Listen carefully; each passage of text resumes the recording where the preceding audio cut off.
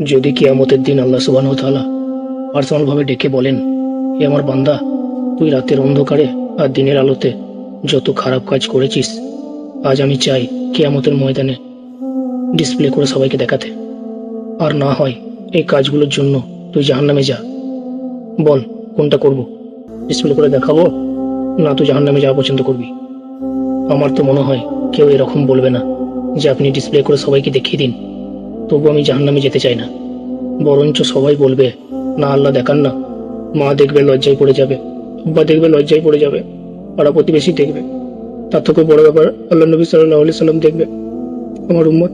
এই জন্যে আমি তাইফে পাথর খেয়েছি, আমার দাঁত ভেঙে দেওয়া হয়েছে, কত কষ্ট করেছি দিন প্রতিষ্ঠা করার জন্য, মানুষের মার খেয়েছি, অপমানিত হয়েছি। এর থেকে ভালো আমি জাহান্নামে যাই। এ আল্লাহ, আমি চুপচাপ জাহান্নামে যাই, তবু আপনি কাউকে দেখান না। আল্লাহ আমাদেরকে পাপ করার থেকে হেফাজত করুক।